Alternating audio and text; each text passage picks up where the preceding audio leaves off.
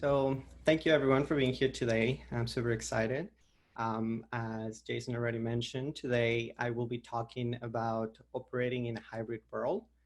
And I guess I'm going to start with, this concept about how do we, think about the hybrid world.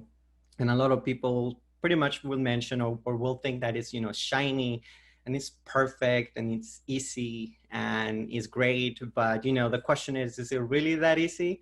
So I'm going to try to explore some of that through this presentation. So let me just quickly here introduce myself. For those that don't know me, then I'm Takito Cabrera. I am a solutions architect at SADA.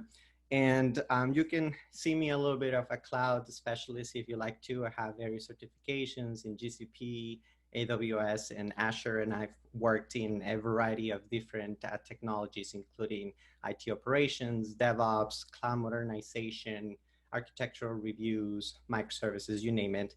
A fun fact about me, I think I like to call myself a cloud millennial. And the reason for that is because I started actually my tech career in the cloud. Everything has been always the cloud. And I've worked my way to the cloud to on-prem instead of vice versa. So that's something that I find interesting, I guess. So let's get started here. This is the real world. And, this is like your typical data center, and we think, we're going to be fine. But the reality nowadays in the industry of technology is that it's a really complex world, right? There is a lot of things that businesses, enterprises need to take into consideration when they're thinking about hybrid technologies or hybrid cloud. And the goal of a technologist like myself is to try to help you untangle all these levels of complexity, because there is a lot going on. And the solutions that we come up with need to give you, the enterprise, the business, the application, and it's to give the capacity to anticipate what it's coming around the corner. And that's a lot easier than said than done, definitely, because there's a lot of things into play. And we cannot always be prepared for the next big technology move. So one of the things that I feel businesses are doing nowadays is anticipating the possible constraints that could exist on this, complex world. And although that's a very essential component, what I feel really makes the difference is to learn to move at the speed of technology. And that is a lot, right? Because as probably everyone has experienced in the past, 10, 15 years, technology is just growing and moving, so fast. And, now with these cloud providers in the horizon, always, dumping new technology, it's always that challenge of knowing what's going to happen next. So this is where the concept of hybrid, topologies and hybrid cloud comes into play. Because as a business, probably many of you realized that, it was great when I was in my data center, but now there's a lot of things that these cloud providers are offering me that will help me expedite my modernization or digital transformation process. And that's so true. But, when we thinking about hybrid cloud, it's not necessarily you have to go all in, right? So let's start, I guess I'm going to talk a little bit about the baby steps into getting into that hybrid topology. So what typically some, enterprises will do or businesses will do, they will start with just moving data, right? That's always step one, probably one of the most important anyway. And then you start to move data into the cloud, and then you start to put a lot of things that you have there. And then, at this point in time, really what you've enabled on your business, you are already enabling a hybrid cloud, but most importantly, now you are enabling new ways to handle disaster, right? So disaster recovery schemas that can be built around these mini migrations. But then that's, once you open that door, once you are one foot into the cloud, then you realize that now there is a world of things that you can use with that data, right? Whether you want to call it, PubSub in Google Cloud or BigQuery data warehouses. So it really unpacks a lot of power with that initial step. But that's just the beginning. So, as businesses realize, my data center has this limit that I can't really expand quickly. And now I'm in the cloud and I can see that I can do that expansion without really being super concerned about it. So then that's when a lot of businesses go into step 2, which is an integration. And by that, I mean basically connecting that data into, new powerful tools that exist on your cloud provider. And that can be anything for, data wrangling. It can be just simply about making sure that you expedite the sharing of this data if need to. It can be about, data analysis. So there's a lot of things that you can start integrating with that data. And the next step, of course, after that is like, you're like, okay, I'm already into the cloud. I kind of understand what's happening in the cloud. But now I have all these applications on my on-premises data center. What can I do in the cloud? And this is where, you have many options, like maybe you want to lift and shift, maybe you want to lift and refactor, maybe you just simply want to have them both running. You have a series of applications in the cloud versus a series of applications on your on-premises environment. And that's perfectly fine, right? Because these are your baby steps. But once you get to that point, a lot of businesses realize that, what, the power is not only on what I can deploy, but also the power is on what I can get out of the data that I've been, keeping on my data center before without much use. And this is where newer tools for machine learning and data analytics come into play. And then maybe some of you are familiar with some of these tools like TensorFlow or Dialogflow for specific chatbots that you can create, and all these things built into the fabric of your hybrid topology. And then at that point in time, you're like, okay, it's great, I am into the cloud, but there's something missing, right? There's more to that.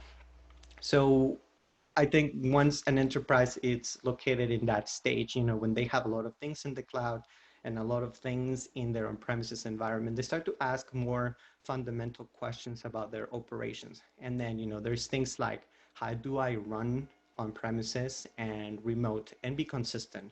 How do I start to manage the complexity that this new topology is bringing into my business? It could be, on premises to one provider or two providers or three providers. So those are big, very important questions.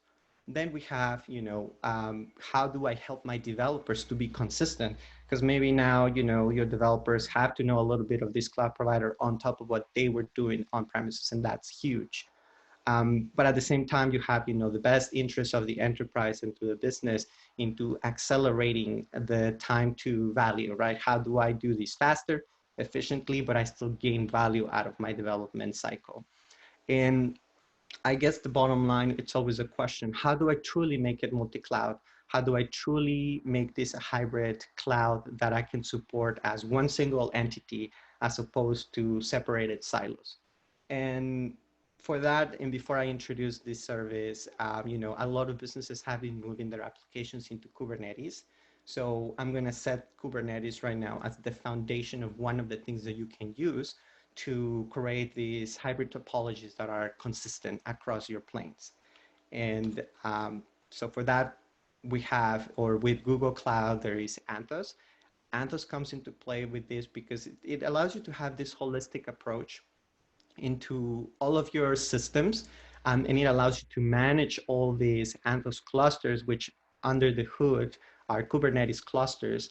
And then you have a lot more control into your remote systems, and you try to find, there's complexity about all these systems, but at the same time, you want to bring those complexities into one single source of truth.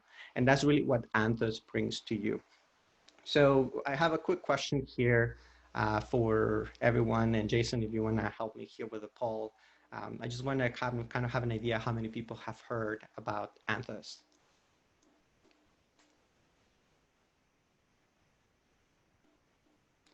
Okay. Leave this up for another 10 to 15 seconds or so. Yeah, absolutely. Let as many people vote as possible. Get your votes in, people.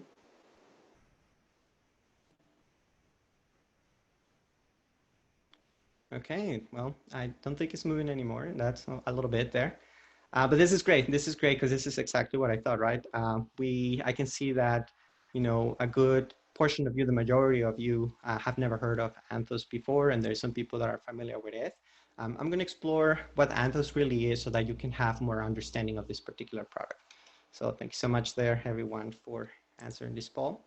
So let's talk about Anthos, right? And how does it fit into the real world? And this is a really crazy analogy, but I like to see it this way. Um, you have your dumpster fire right there. This represents the chaos that these hybrid topologies are bringing into your day-to-day business, right? Because you have to manage a series of stakeholders that maybe have silos, that they maybe have different, technologies. And let's just talk about Kubernetes, and you have all these people that is using Kubernetes in their own ways, whether it's in AWS, GCP, Azure, and on premises. So Anthos is like, so it's like this fire extinguisher that Marie Kondo comes and it's like, is this fire bringing you joy? That's the fundamental question. And of course, the answer is going to be no. So Anthos basically what it tries to do is tries to abstract all these different providers and gives you that consistency across your cloud providers or your premises environment. And that is really huge because basically what I'm trying to say here is that Anthos will provide like a single pane of glass, which is managed through the Google Cloud Console that allows you to see what's happening, the workflows and services deployed in all of these clusters across your providers. And with that, you already have a lot of power because, you really can gain visibility of what's happening on your systems as before, instead of having, your Azure team versus your GCP team versus your GCP AWS team and your premises team. So that's great. But I do want you to keep in mind that maybe Anthos is not for you, right? Of course, this is a fairly not so new product on Google, but there is, use cases when it will be a good fit and some cases when it's not a good fit. And let's talk a little bit about that. So, when do I really want to use Anthos, right? When it will actually be of value of me. And then that typically depends. Actually, I'm going to talk a little bit more about that. So let's talk about when it is not a good case, right? So let's say right now, as a business, you're using a Google Kubernetes engine in Google Cloud, and it's already giving you the cost savings that you were expecting. You're using the resources on the cloud that you wanted to use, automation tools. Then you know what?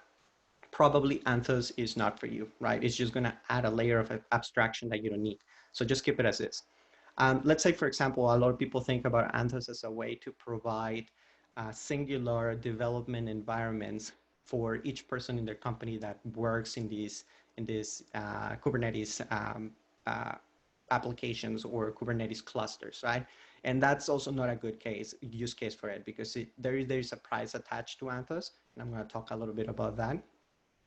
So if you just want to give each of your developers a cluster that they can manage on their own via Anthos, then probably that's not a good case. Then there's, people that are already invested on VMware and they're like, okay, you know what, sounds like I can just pack everything that I have on VMware and just deploy it in a series of clusters all over the world with Anthos. And, although that's ideal, if you can containerize your applications, that's always a win-win. But Anthos is definitely not a replacement to everything that you currently have in your VMware environment. So that's still not a good use case. Then there's, of course, the people that think that because Anthos can really be deployed on premises, then they can get disconnected from the public clouds and just manage it as is. And although technically you can do that, you can run Anthos on isolation, you kind of lose a lot of the value from Anthos because of that, because you do want to have that single pane of glass through the Google Cloud Console, and then you want to take advantage of some of the other products that the Anthos services will give you. So that's, if you just want to run away from public cloud, then again, Anthos is not the best option.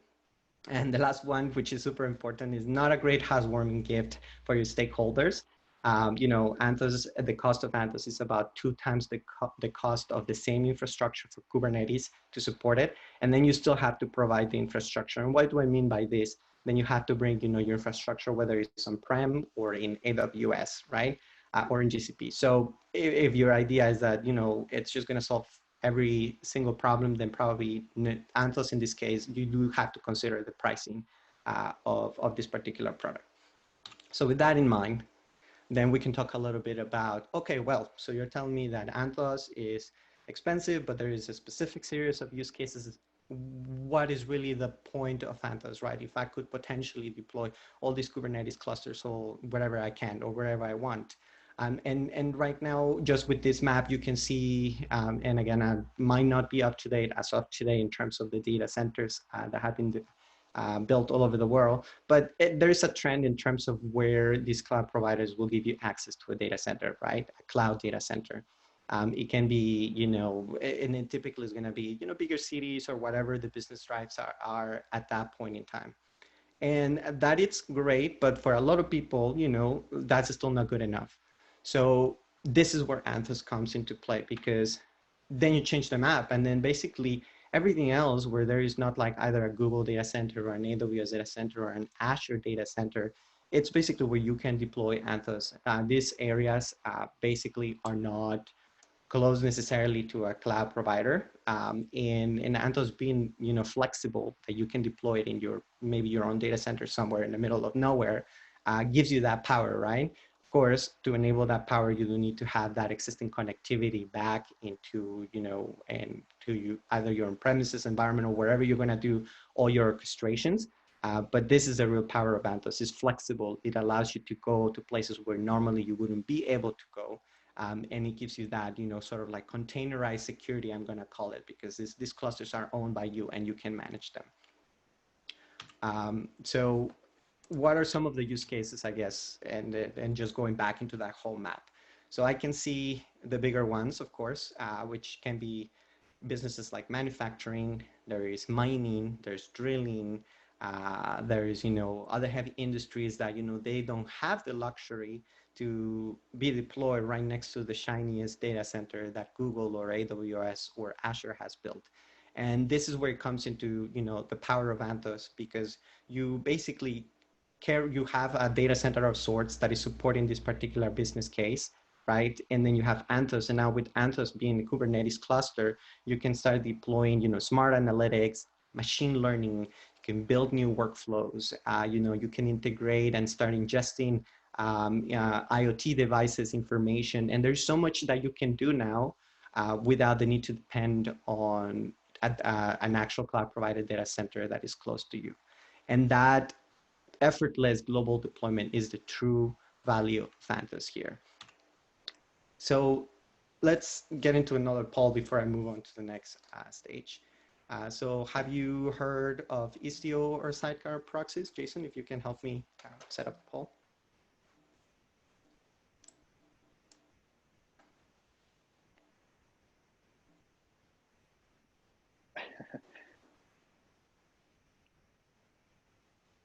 Okay, Excellent. not many. Okay, good stuff. Give it another 5 seconds. Yep.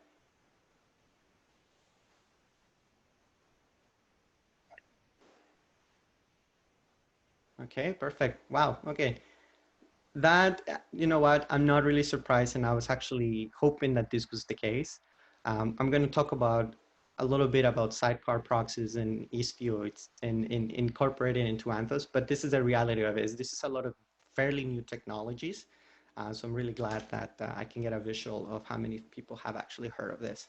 Okay, perfect. Let's just move on to the next slide then. Actually, sorry, I have another poll for you. Has any one of you ever heard of policy as code tools? And actually, I have a list there. Jason, if you can help me.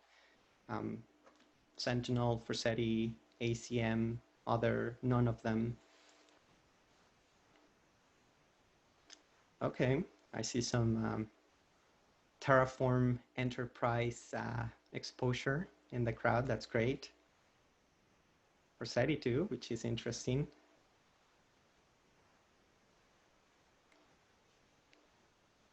Awesome. Okay, yeah, perfect. And not a lot of people are familiar with this. And again, not a surprise, because these are like things that are happening so quickly in the realm of technology. This is pretty interesting. Thank you. Cool. So with that in mind then, so you're like, I guess at this point in time, everyone is wondering, okay, great, I got Anthos, I can deploy Kubernetes cluster, woohoo, and that's it, right? And that's the beauty of Anthos. It is, when we talk about Anthos, a lot of people maybe want to narrow it as, just these entities of clusters or Kubernetes clusters, but there's a lot more on that. Anthos is like a series of products that really are trying to expedite the development process too. right? And I'm going to talk in particular about three of my personal interests, right? There's more to this, but this is just kind of like scratching the surface. One of those is the Anthos Service Mesh, or ASM. It's actually related. Is kind of like a side of Istio, and Istio is like this service mesh that allows you that you put on top of your Kubernetes cluster, and it gives you a lot more power into things that you can do. And what do I mean by that? So ASM is like Anthos specific, right? But this mesh allows you to, for example, build metrics integrations a lot faster. So you can deploy monitoring, login, and you can even do packet tracing through your mesh. And that's super powerful for people that really need to gain visibility of what's happening in their clusters. Then the service mesh also allows you to build authentication and encryption with mutual TLS. And this is also very powerful because now, Kubernetes by default is not going to give you this. But when you put the service mesh on top, then all of a sudden, if you have a series of microservices, you can choose whether 1, 2, 3 microservices need to authenticate through MTLS. But you could also apply it to the entire mesh too, or a specific namespace on your Kubernetes cluster. So there's a lot of power into that, into what you can control. And even further to that is it allows you to get some fine-grained traffic controls that, again, typically Kubernetes doesn't give you that out of the box. And when I talk about fine-grained controls, I'm talking about layer 7 controls.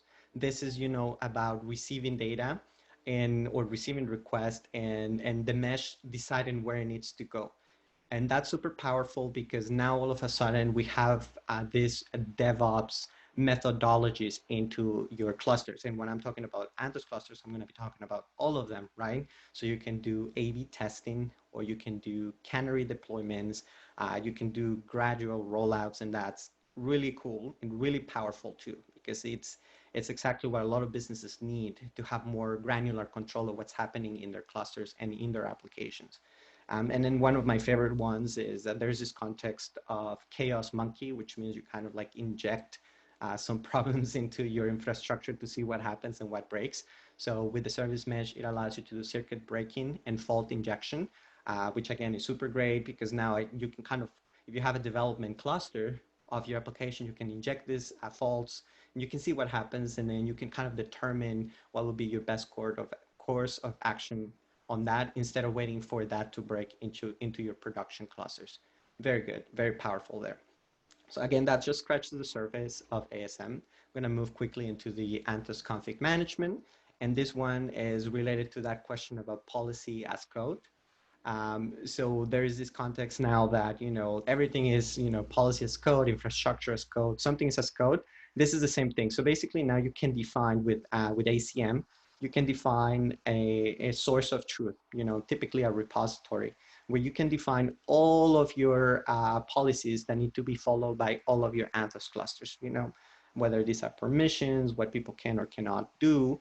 But once you connect your cluster to ACM, then basically ACM will allow you to detect what's happening there in your clusters. And let's say tomorrow a bad actor comes and tries to give themselves cluster admin access, then that will not be possible because ACM is enforcing the rules that you define in your single source of truth. And then it will revert any policy drifts to make sure that that doesn't happen. So it's a super powerful, it's a product that is growing a lot, and I guess this is like in the context of minimizing operation efforts. Instead of having to manage 10 clusters and 10 policies on each one, then you can kind of have all of those orchestrating in one source of truth. And that's really powerful when it comes to managing multi-clusters on Kubernetes, in this case through Anthos. And of course, the Google Marketplace is super great because that's just basically a click and deploy type of methodology. So there's a lot of products that are already available in the marketplace, and then you don't have to reinvent the wheel. These applications that are supported by big names, that are containerized, that are hardened. So you just simply go, choose what you need to deploy, and then you start using it on your Anthos clusters. So with all that in mind, I think I've said a lot of things here about Kubernetes, Anthos, hybrid cloud, and you're like, okay, I'm familiar with the baby steps. I, as an industry, have already gone through the process of moving bits and pieces into the cloud. And you're like, yeah, maybe Anthos is really not for me. because, you know, I'm not really into Kubernetes yet, which is a fair state of a lot of businesses. So the bottom line here is like, okay, so great. So what other options do I have there in the market? And because in the questions that as a stakeholder you can ask is, you know, you need to take in consideration that technologies that I already have existing resources, right? That call it infrastructure in a data center that I can just dump and move on from. Or I have staff that is specialized on a particular set of tools. Let's call it VMware, right? That now I have to retrain. Or you may ask a bigger question like, you know, I have a very workable modus operandi of how I do things. And because of that, like, you know, this cloud migration is a little bit disturbing, or this lift and refactor is not really for me yet, because it will probably put me in a precarious situation in terms of my production applications. I don't want anything to break. So full disclaimer about what I'm going to talk about here now. There's another concept for Google Cloud that's relatively new. It's not currently available in Canada, unfortunately, but this is something that I've been personally working with for you know, US clients, and I find it very powerful because it does sort of like also embraces this hybrid topology. So again, apologies, it's not available in Canada, but if you already are a multinational business, then probably this will be definitely of interest to you. It does revolve around a VMware engine, and it's basically the Google Cloud VMware engine, right?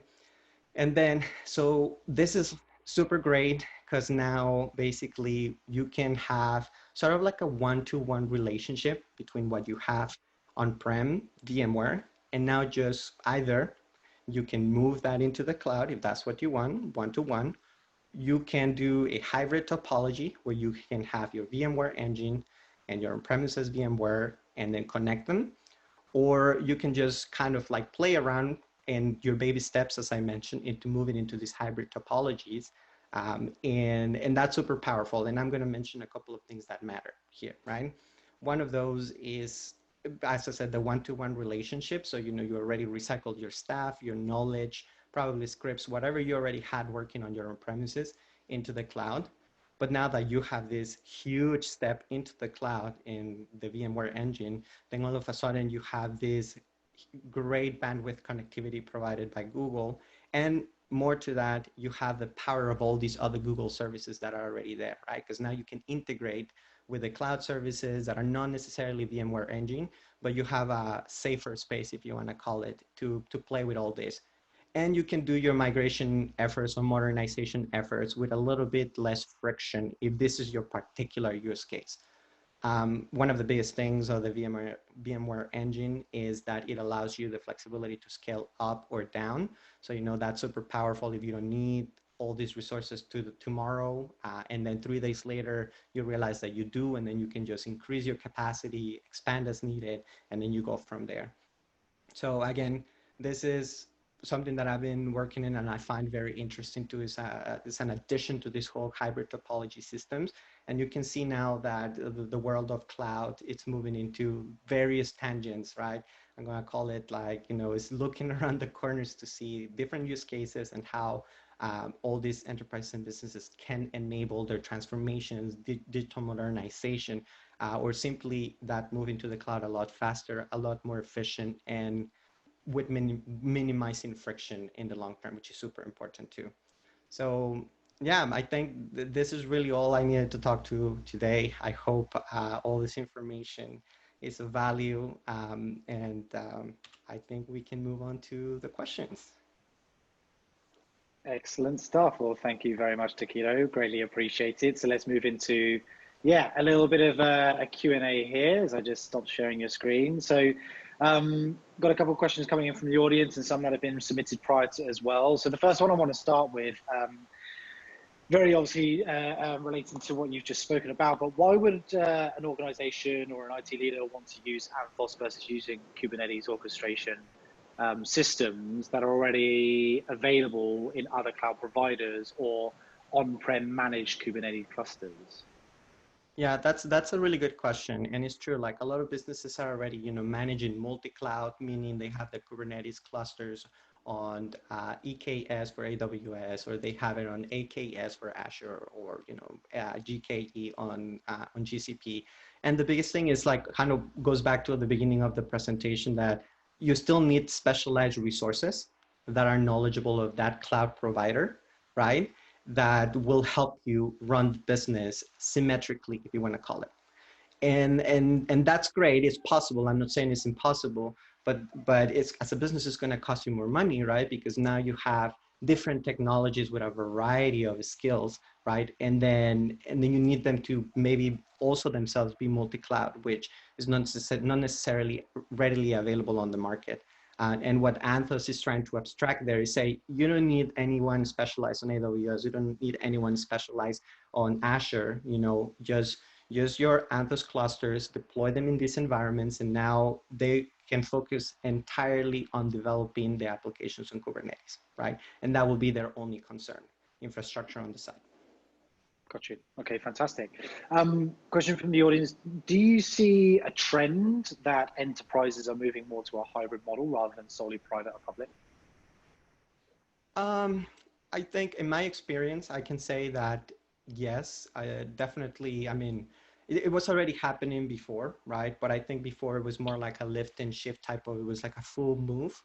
But now enterprises are realizing that, data centers are not the enemy, right? Having things on premises is not a bad thing. There can be regulatory and compliance responsibilities that they need to meet. And that's the reason why they have them. However, they know that in order to compete with the market, cloud providers nowadays give you a lot of tools that give you global scalability, horizontal scalability, vertical scalability. And it also gives you the magic of the pricing too, because that will adjust accordingly. So I think, in my opinion, yes, there is a trend moving towards hybrid clouds because of that, because it allows you to have something that you fully manage and oversee, but also it allows you to modernize at a different speed that maybe was not possible before. Well said. Thank you. Lindsay Bogurski mentions, first of all, thank you, excellent presentation, and then asks, can you please speak a little about the ROI mechanisms we can use to sell internally to adopt Anthos as a solution for a hybrid cloud approach? Yeah, that's a really interesting question. And I think there's a lot of variables, and I think it's not something that I have been specifically involved into getting, this TCO cost analysis into what's going to be the long-term savings in strategies of deploying Anthos to, into a business. I think some of the considerations that I will put into place for, the return on the investment simply will start into the analysis of the things that Anthos will simplify in your business right now, right? And what do I mean by that? I mean, will you be saving staff costs, right? You don't need generalists when you can just have very specialized people. Will these also increase your market, right? That's another consideration. And what this market returns will look like now that you've deployed Anthos in areas where probably before you didn't have that reachability. And I think also it's very important to consider the reusability of the Kubernetes clusters, right? So and by that I mean, how much are you going to decrease in terms of your operations costs, right, into your fixed costs, maybe some tangible assets that you just had, in standby because you don't know what's going to happen tomorrow. So I think those are just a start of the things that you will want to consider. And then once you add them all together, then you can show them to your stakeholders and be like, listen, Anthos will open this market because this is going to be your ROI overall, considering all these other costs that will decrease as a result. Cool. Okay, hopefully that helped you there, Lindsay.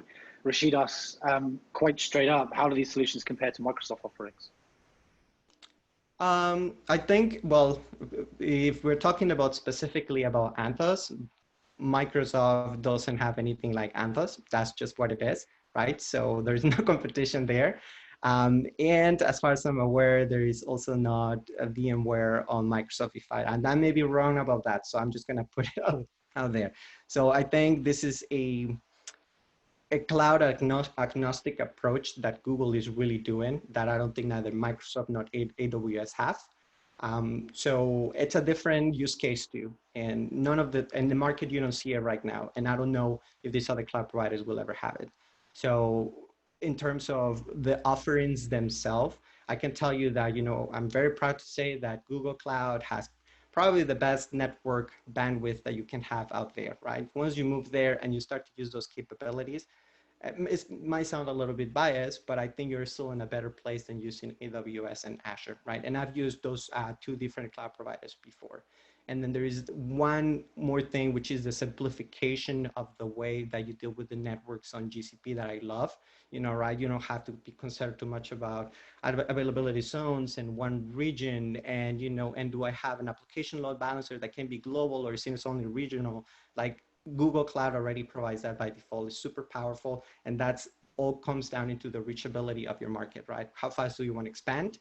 And where are the clients that you need to, that you're trying to reach? So I hope that answers the question. Great, thank you very much. Michelle Lessard asks, do you see any issues with licensing, i.e. having VMware working on-prem, then moving the workload to Anthos with the regular test dev, staging, pre-prod, and final production? Okay, maybe I may need some clarification on that. Are you meaning like moving VMware into Anthos or just moving VMware into the VMware engine in GCP? Michelle, if you can provide a little bit of clarification quickly in the chat, the engine. Yeah, he says the engine. Okay, VMware engine. Michelle. Okay, yeah. So for licensing, there is no problem because once you get into VMware engine, like all of your VMware licenses are, dealt with. So it's just a matter of you choosing what you need to deploy, the size of, your nodes, I'm gonna call them, and that's it. Then you just have to worry about deploying your systems and whatever you need. Of course, the licenses on your on-prem for VMware will still be, your problem in that sense. But anything that you do on VMware Engine is already covered on the pricing schema. Gotcha, great. Another question here. So can CIOs or organizations in general, I suppose, control their cluster nodes from the Google Cloud Platform? For example, can they remotely access nodes from the Anthos dashboard in the Google Cloud Platform console? Yeah, that's a really good question. So there is like kind of two answers to that. The first one is that, and I think the most important answer there is like, no, you can't access your nodes from your Google Cloud panel. So you can do that access. That's not how it works. You still keep the privacy of those nodes wherever they need to go, right? And then what you can actually do, or the power that you get from the Google Cloud Platform, is that you can actually access the cluster services that you have there if you want to, right? There's also permission levels that you can provide to this. If, for example, I am a business and this is super critical that I just see my services and applications and workloads, but I don't even want anyone to access these particular cluster services, then you won't, right? You can change that. But at the node level itself, yeah, no, there is no way you can do that. And I guess that kind of goes back into, yeah, no, Google has no access to that data. That nodes is completely private and isolated. And this Anthos cluster is still private and isolated. Okay, and time for one final question here. So overall, what's really the value that people can gain as organizations from containerizing their applications? Yeah, that's, I love that question because it's, it's super, I've seen everything, right? I've seen just moving to virtual machines and people like, oh, containers, they sound great, but really why do I need containers when I can just do it as I already have it in my business?